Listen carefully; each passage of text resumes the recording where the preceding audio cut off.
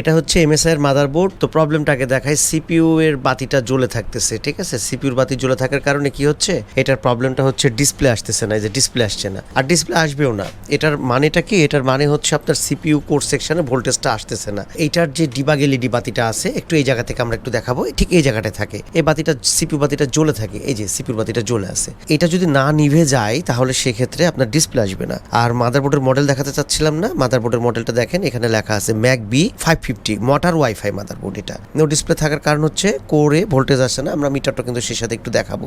Core ভোল্টেজটা না থাকার কারণে ডিসপ্লে আসছে না। ডিসপ্লে তো আসবে না কারণ কোর সেকশন অ্যাক্টিভেট হচ্ছে না, সিপিইউর বাতিটা জ্বলে আছে। এখন এই জিনিসটা কি হয়, এই জিনিসটার প্রবলেমটা আমি একটু মিটারটাকে কাছে নিয়ে নিই, তাহলে একটু দেখতে সুবিধা হবে। এখানে থাক, এখান থেকে এভাবে দেখালে হবে।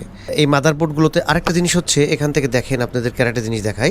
এই যে লিডটা আছে না, এই লিডটা হচ্ছে আপনার এখানে রানে আছে, কিন্তু খুব ভালো করে খেয়াল করলে রিসেট বাতিটা কিন্তু জ্বলে আছে। রিসেট মানে রিসেট হচ্ছে না। কোর সেকশনটা যদি অ্যাক্টিভ না হয় তাহলে সিপিইউটা রিসেট হবে না, রিসেট না হলে ডিসপ্লে আসবে না। একদম সহজ হিসাব। আর মাদারবোর্ডের অন্য ভোল্টেজগুলো যদি আমরা দেখতে চাই, ভোল্টেজগুলো আমরা দেখতে পাবো, যেমন এটা 2.5 ভিপিবি ভোল্টেজ, 1.8 ভোল্টেজ, অথবা এটা ভিডিডিবি ভোল্টেজ, তারপরে 1.8 অলওয়েজ ভোল্টেজ। তো এই ভোল্টেজগুলো আমরা পাবো, ঠিক আছে, কিন্তু কোরটা কিন্তু নাই, কোর ভোল্টেজ মিসিং আছে। আমি প্রত্যেকটা কয়েলে দেখাচ্ছি নাই।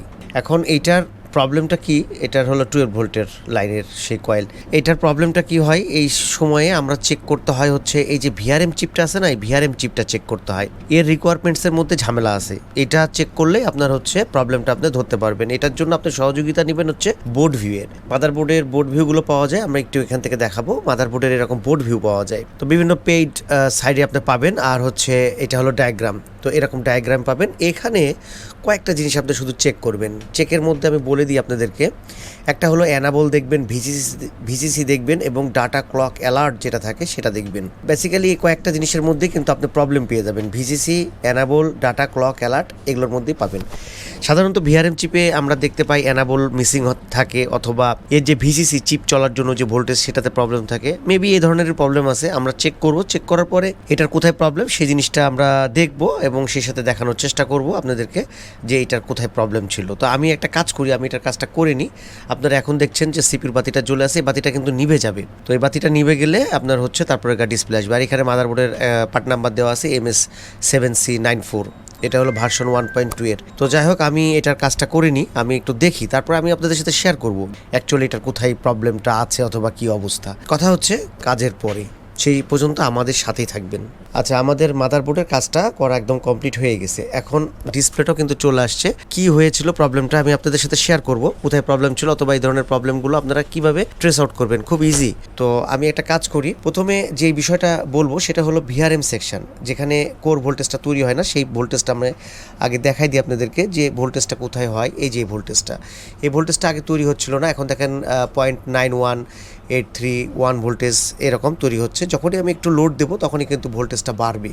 এটা হলো ভিকোরের যে কয়েল, সেই কয়েলটা হচ্ছে এখানে। এই যে লিডটা আপনার সিপিইউ লিড, ডির্যাম লিড, ভিজিএ এবং বুট লিড, এই লিডগুলো কি হয় যে যদি কোনো কারণে আপনার সিপিইউ লিডটা জ্বলে থাকে, তার মানে এই কোরে ভোল্টেজ তৈরি হচ্ছে না, একটা বেসিক ধারণা পাওয়া যায়। সেক্ষেত্রে আমরা ভিআরএম চিপকে চেক করব। কি চেক করব ভিআরএম চিপের, একটু এভাবে আমরা একটু দেখাবো। তো আমি মাদারবোর্ডটাকে টার্ন অফ করলাম, ঠিক আছে। ভিআরএম চিপটা থাকে মূলত এইখানে। এখন এই চিপটার আমরা কি চেক করব, এই চিপের বেসিক কয়েকটা জিনিস আমরা চেক করব। তার মধ্যে এই চিপটা চলার জন্য একটা অ্যানাবল লাগবে, সেই অ্যানাবলটা আমরা চেক করব, সেই সাথে ভিসিসি এবং হচ্ছে বলতেছিলাম ডাটা ক্লক অ্যালার্ট। এগুলোর মধ্যে প্রবলেমগুলো পাবেন, যেগুলোর কারণে আপনার হচ্ছে এই মাদারবোর্ডের এই ভি কোর সেকশনটা, ভিআরএম সেকশনটা চলছিল না এবং ডিসপ্লে আসতেছিল না, এবং সেক্ষেত্রে সিপিইউ বাতিটা জ্বলেছিল। এখন আমরা এখানে প্রবলেমটা বেশি ভিসিসি সেকশনে, মানে চিপের যে ভোল্টেজটা, সেই ভোল্টেজটা আমাদের হচ্ছে প্রবলেম ছিল। একটু যদি ডায়াগ্রাম থেকে দেখাই, এটা হলো 40 নাম্বার পিনে ভিসিসি ভোল্টেজ, 40 নাম্বার পিনে আছে দেখেন ভিসিসি, এই ভোল্টেজটা মিসিং ছিল। অ্যানাবল সব ঠিকঠাকই ছিল। তো এই বোর্ডগুলো গেমিং সিরিজের বোর্ড, এটা হলো মোটর, এখানে মডেলটা আপনাদের তো দেখাইছি B550 ম্যাগ, এবং যতবার অন করতেছি দেখেন ডিসপ্লে এখন চলে আসতেছে। তো এখন ডিসপ্লের কোনো ইস্যু হবে না। র্যামটা কিন্তু খুব মজার র্যাম, ডায়মন্ড কালারের র্যাম। তো এই জায়গাটার লিডগুলো থেকে মাদারবোর্ডগুলো কিন্তু বোঝা যায়, এই মাদারবোর্ডগুলো গেমিং সিরিজের মাদারবোর্ডগুলো আপনি তখন দেখবেন যে কোরটা তৈরি হচ্ছে কিনা, কোরের ভোল্টেজটা দেখবেন যে মিসিং আছে। কোরের ভোল্টেজটা যদি মিসিং থাকে তাহলে আপনি কি করবেন, আপনি হচ্ছে এই ভিআরএম চিপের সেই জিনিসগুলো চেক করবেন। আর এটার জন্য সহজ, একবারে সবচেয়ে সহজ হবে আপনি বোর্ড ভিউ নিয়ে নেবেন। এই বোর্ড ভিউ থেকে আসলে সবচেয়ে ভালোভাবে আপনি মাদারবোর্ডের কাজটাকে ট্রেস আউট করতে পারবেন এবং প্রত্যেকটা পিন আপনি দেখতে পাবেন যে কোনটাতে কি আসবে। যেমন ভিআরএম অ্যানাবল, এই অ্যানাবলটা কত নাম্বার পিন আছে দেখেন, 11 নম্বরে লেখা আছে ভিআরএম অ্যানাবল। এখন এখানে যদি আপনার ভোল্টেজটা না আসে তাহলে আপনি কি করবেন না করবেন সব কিছু আপনি এই বোর্ড ভিউ থেকে, টোটালটা বোর্ড ভিউ থেকে আপনি এখান থেকে দেখতে পাবেন। ডায়াগ্রামে গিয়ে ভিআরএম অ্যানাবল যদি দেখি আমরা, তাহলে আমরা এখান থেকে পেস্ট করলে আপনার অ্যানাবল দেখলে অ্যানাবলটা কোথায় কোথায় আসে না আসে সেগুলো দেখতে পাবেন। এই যে এইটা হলো অ্যানাবল। তো এইভাবে আপনি ভিসিসিতে ডাটা ক্লক অ্যালার্ট এবং হচ্ছে অ্যানাবল এগুলো চেক করবেন, তাহলেই অলমোস্ট হয়ে যাবে। তো আমাদের মাদারবোর্ডটা হয়ে গেছে। তো এইভাবে মাদারবোর্ড, এটা হলো এএমডির, ইন্টেলেরগুলোও ঠিক একই রকম একই প্রসেস।